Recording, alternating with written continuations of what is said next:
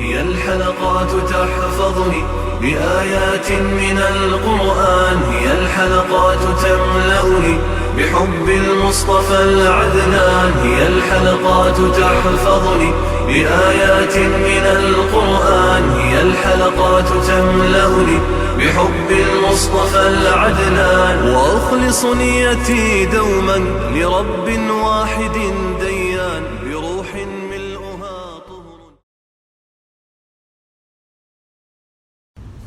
Nisa suresi 25.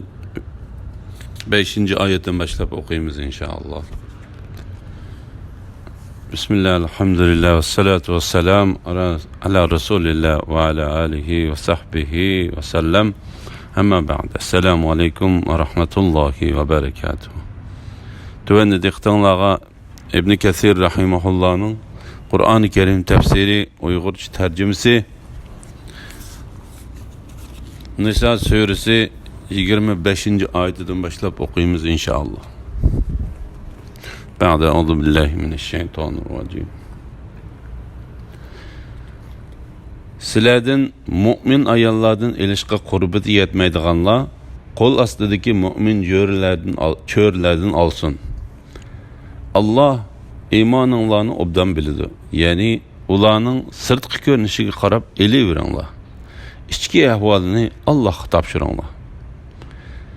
Sizlar bir-biringlar bilan dindoshsizlar. Ularning xo'jillarining qo'shilishi bilan ularni xotinlikqa olsanglar bo'ladi. Ularga mahrlarini kemaytib etmasdan va kechiktirmasdan beringlar. Lekin ular oshkor zina qilmaydi ekan, yoshirin oshna tutmaydi ekan, afifa bo'lishlari kerak. Agar ular erga tekkandan keyin fahisha qilsa, ularga hür ayollarga berildigan jazoning yerimi berilish kerak. Bu yani çöğürlerini nikahlab ilish aranglarda zinaga mubtala bo'lib qilishdan qo'rqgan kishi uchundir. Sabr qila olsanglar sizlar uchun yaxshidir. Allah nihoyatda mag'firat qiluvchidir, nihoyatda mehribondir. Hür ayollarni ilishga qodir bo'lolmaganda qul ayollarni ilishning durust ekanligi to'g'risida. Sizlardan mümin ayollardan ilishga qurbati yetmaydiganlar qo'l ostidagi mümin cho'rlardan olsin. Allah imoninglarni obdan biladi. Yani ularning sirtqi ko'rinishiga qarab elaveringlar. İchki ahvolini Allohga topshiringlar. Yani Allah Teala hamma narsalarning haqiqatini va ichki sirlarini biladi. Ammo ey insonlar, sizlarga ularning tashqi ko'rinishilar yetarlikdir. Ularning xo'jillarining qo'shilishi bilan ularni xotinlikqa olsanglar bo'ladi. Bu oyat didekning to'y ishlariga uning xo'jayini ega ekanligini, didekning xo'jayinining ruxsatsiz to'y qilishning durust emasligini ko'rsatadi. Shuningdek, xo'jayin o'zining er qulig'imi to'y ishida igdorchilik qiladi. Qulning xo'jayini qo'shilmagan ahvolda to'y qilish durust emas. Hadisda bu vaqtda mundaq deb bayon qilindi. Har qanday qul xo'jasining ruxsatsiz xotin olsa, u fahisha qilgan fahisha hisoblanadi. Agar didekning xo'jayini ayol bo'lsa, u didekni u xo'jayinning er tuqqanlarila yotliq qila oladi. Yani ayol xo'jayinning otalari va uning o'g'illari erga beradi. Chunki ayol kishining yana bir ayolni erga berishi durust bo'lmaydi. Yani bir hadisda mundaq deb bayon qilindi. Bir ayol yana bir ayolni yoki o'zini o'zi erga bermaydi. Faqat fahishvozlarla o'zini o'zi erga berdi. Ularga mahrlarini kemaytib etmasdan va kechiktirmasdan beringlar. Yani ularga to'yliqlarini roziliklar bilan beringlar. Ular didek bo'lganlik uchun ularni kemsitib, ularning to'yliqidan biror narsani kemaytib etmanglar. İbn Abbas radıyallahu anhuma, Ebu Hureyre radıyallahu anhu, Mücahid, Şe'bi, Zehhak, Ata Khurasani, Yahya İbni Ebu Kesir, Muqatil ve Suddi qatarlıqlamı bu ayetni şu xil ma'noda o'xshash bayon qildi. Fahish qilgan didakka hur ayolga berildigan jazoning yerimi berildiganligi to'g'risida. Lekin ular oshkora zina qilmaydi ekan, yoshirin oshni tutmaydi ekan, afifa bo'lishlari kerak. Agar ular ergi tekkandan keyin fahisha qilsa, ularga hur ayollarga berildigan jazoning yerimi berilishi kerak. Bu yerda ko'z tutilgan jazo chalma kesak qilish emas, balki qamchi urishni ko'rsatadi. Bu, ya'ni cho'rlarni nikohlab ilish, oranglarda zinoga mubtalo bo'lib qolishdan qo'rqqan kishi uchundir. Ya'ni haqiqatan yuqoridagi shartlar bilan didaklarni ilish, fahisha qilib qilishdan qo'rqqan, xotin olmasa chiday olmaydigan va shu sababli jafo mushaqqat tortgan kishi uchun durust bo'ldi. Agar didakni ilishni tashlab, fahishadan o'zini yig'ishga tirishsa, mundaq qilish u kishi uchun yaxshidir. Chunki u kishi didak bilan to'y qilsa, uningdan tug'ilgan bolalar didakning xo'jayinining quli bo'lib ketadi. Shunga Alloh taolo mundaq deydi: "Sabr qila olsanglar, sizlar uchun yaxshidir. Allah nihoyat mag'firat qilg'uchidir, nihoyat mehribondir."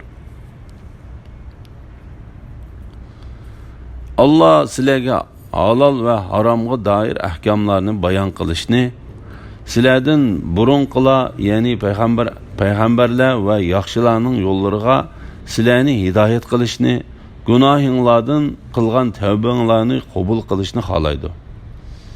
Allah hammani, ya'ni bandalarning hamma ahvolini bilguchidir va hikmat bilan ish qilguchidir. Allah sizlarning tavbanglarni qabul qilishni xohlaydi. Bu Allohning rahmatining kengligini ko'rsatish uchun takrorlandi. Shahvatlarga ergishadiganlar, ya'ni shaytonga ergishadigan fojirlar, to'g'ri yo'ldan buzilib ketishinglarni, shularga o'xshash fojir bo'lishinglarni xohlaydi. Allah sizlarning yukinglarni yengiltishni, ya'ni shariat ahkomlarini sizlarga osonlashtirishni xohlaydi. Inson nafsi xohishiga xiloflik qilishdan ojiz yaratildi.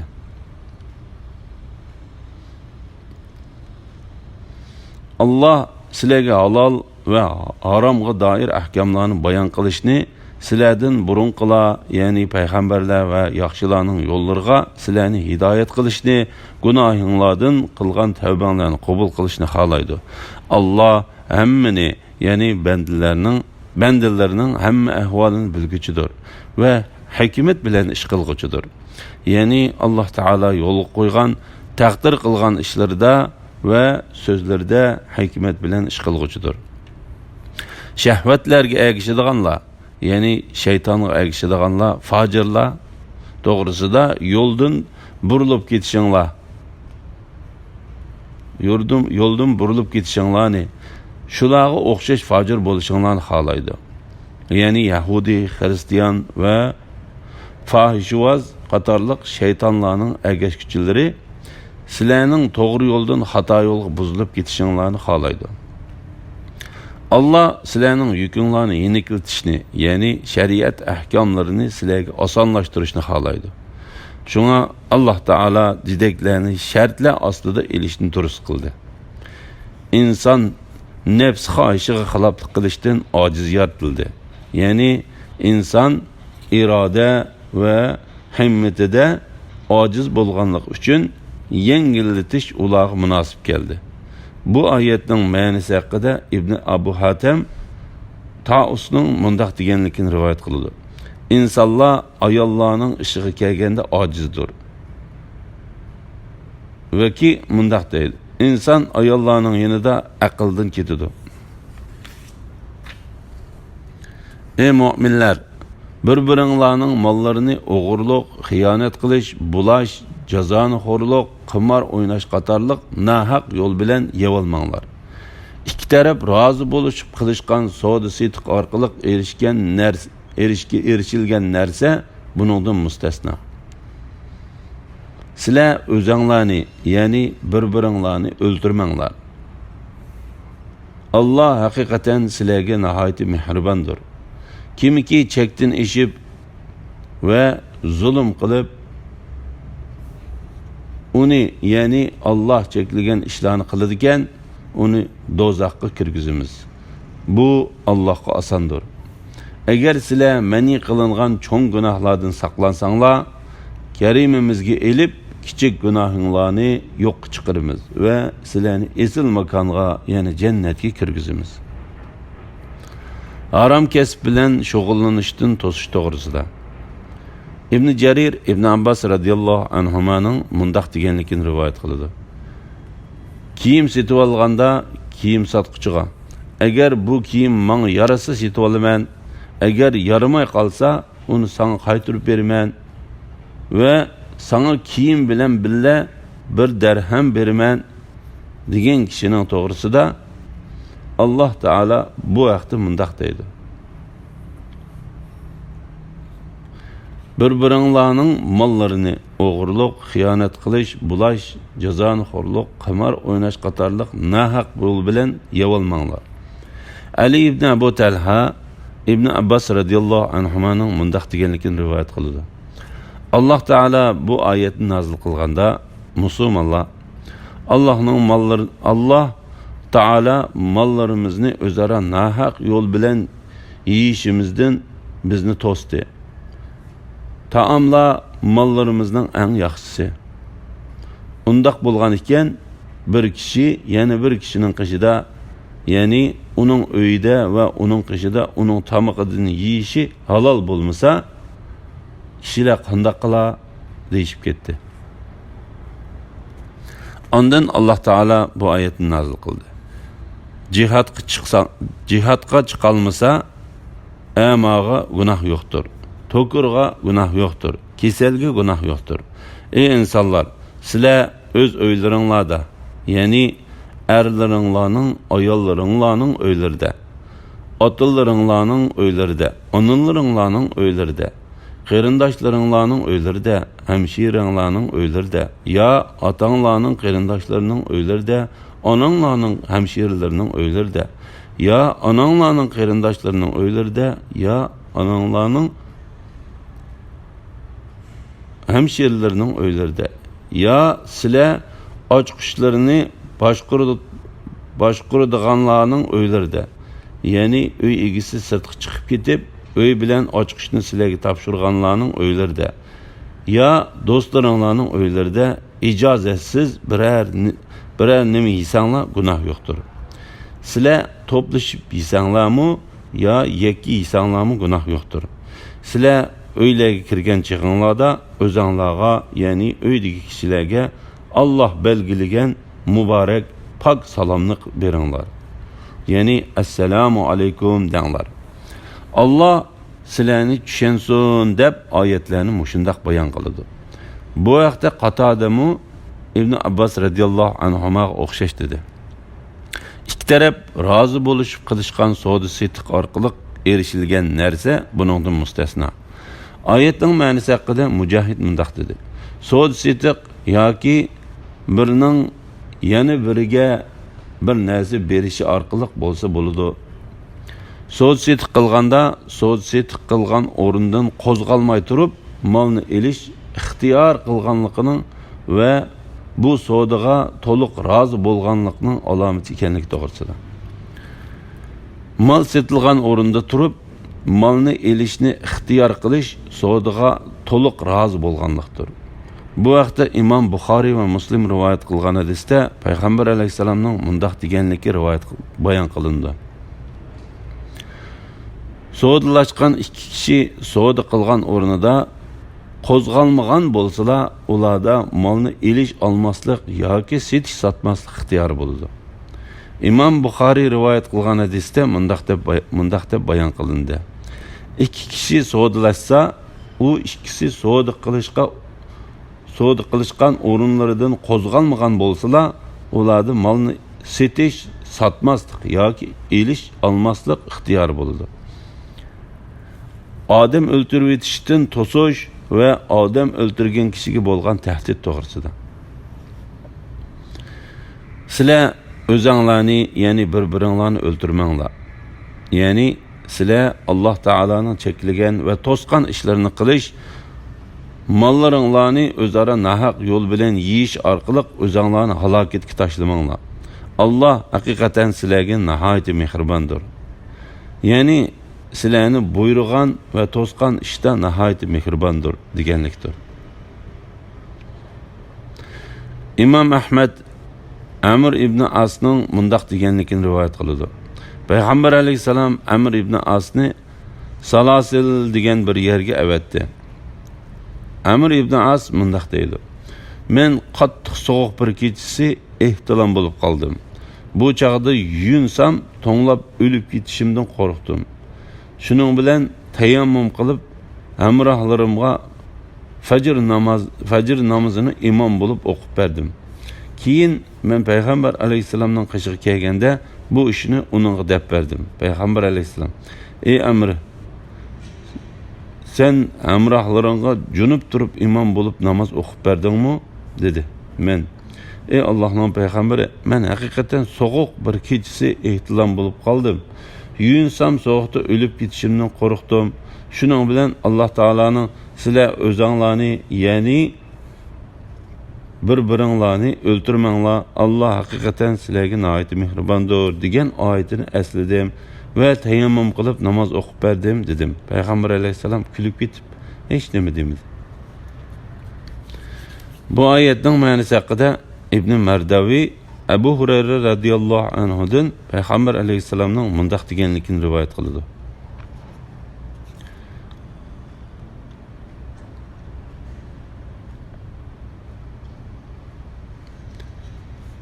Kimiki o'zini tig' bilan o'ltirib olgan bo'lsa, qiyomat kuni do'zaxning o'tida mangu qo'lidagi tig'ni o'zining qo'sig'iga tiqqinini takrorlagan holatda bo'ladi. Zahar ichib o'lib olgan bo'lsa, qiyomat kuni do'zaxning o'tida mangu qo'lidagi zaharni ichkinini takrorlagan holatda bo'ladi. Kimiki tog'dan o'zini tashlab o'lib olgan bo'lsa, qiyomat kuni do'zaxning o'tida mangu o'zini tog'dan tashlag'ini takrorlagan holatda bo'ladi. Abu Qaloba Sabit ibn Zahhakdan Payg'ambar alayhisalomning mundaq deganligini rivoyat qiladi. Kimiki o'zini bir narsa bilan o'ltirib olsa, u qiyomat kuni shu narsa bilan azoblanadi.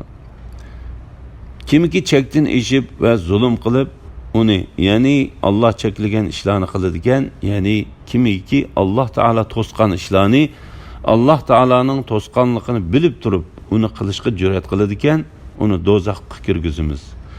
Bu qattiq tahdid va kuchli ogohlantirishdir. Buningdan har bir aql egasi saqlanish lozim.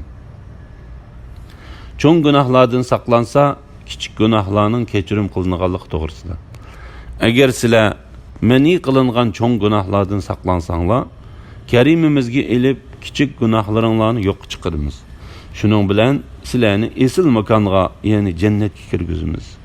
Bu oyat bilan munosabatlik nurg'unlagan hadislar bor. Bu hadislarning ba'zilarini tuvanda bayon qilamiz.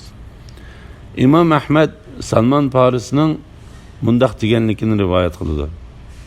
Payg'ambar alayhisalom menga: "Sen juma kunining qandoq kun ekanligini bilamsan?" dedi.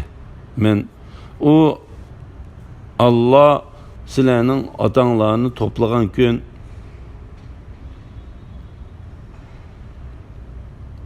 dedim.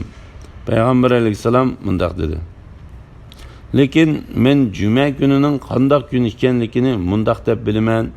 U kunda kimiki tahoratni mukammal elib, ya'ni yuyinib, tirnoqlarini ilib, avrat joylarini tozalab va atir chechib, ondan juma namoziga kelib, hatto imom namozini ado qilib bo'lg'ichi gap qilmay shukturgan bo'lsa va bir bilan jidallashib qilishdan saqlangan bo'lsa, u kun bilan kelarki cuma kunning orliqida u kishidan sodir bo'ladigan kichik gunohlar yuyiladi.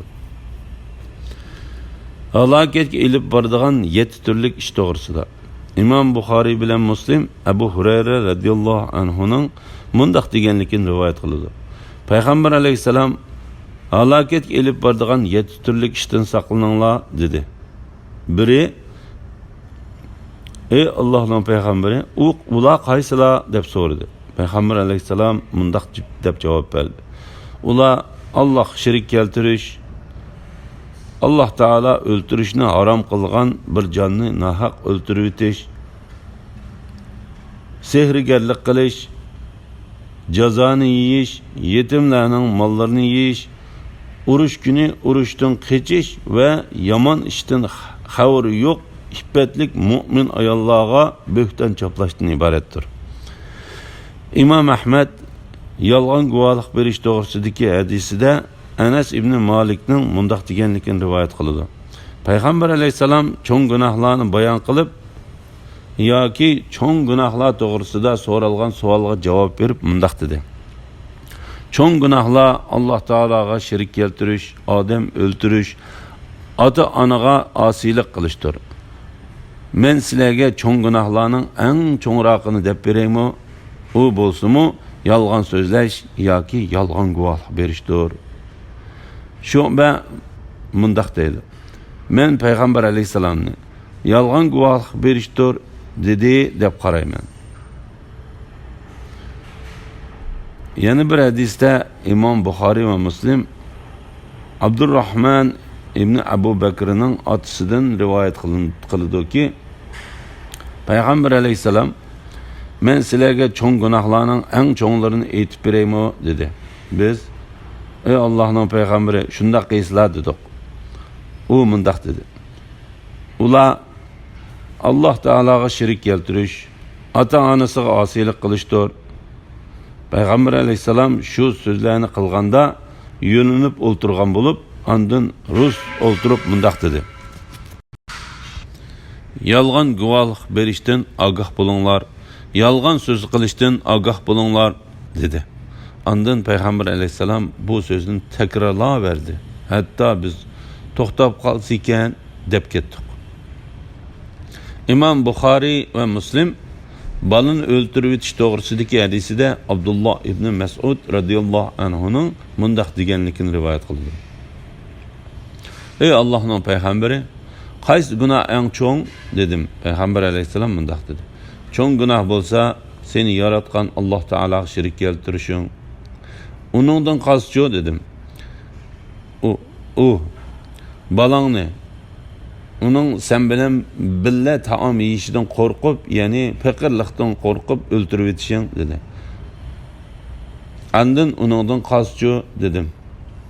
U qo'shningning ayoli bilan zina qilganliging deb bu oyatni o'qidi. Ular Allohga ikkinchi bir ma'budni shirik qilmaydi. Allah haram qilgan nahaq odam o'ldirish ishini qilmaydi. Zina qilmaydi.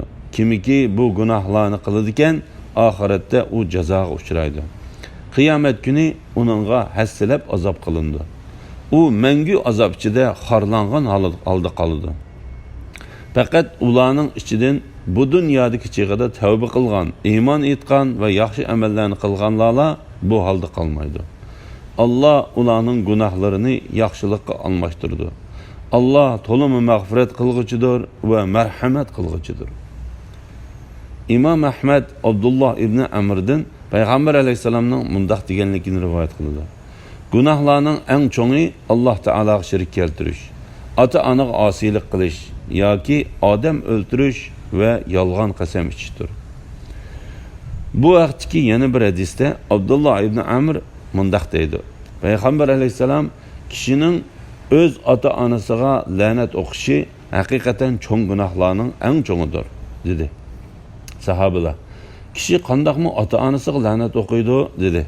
Payg'ambar alayhisalom, bir kishi yana bir kishining otasini tillaydi. Ondan u uning otasini tillaydi. U kishi uning onasini tillaydi. Ondan u uning onasini tillaydi dedi. Yana bir hadiste Peygamber aleyhisselam mundaq dedi. Musulmanның tillashqini fasiqlikdir. Ularning urushishi kufrlikdir. Elhamdülillah, Allah şükürler olsun. Yuqorida Nisa suresi tefsirinden 31. ayetgacha angladinglar. Oxirini keyin qitimliq o'qishimizni davomlashtiramiz inshaalloh. Assalomu alaykum va rahmatullohi va barakatuh.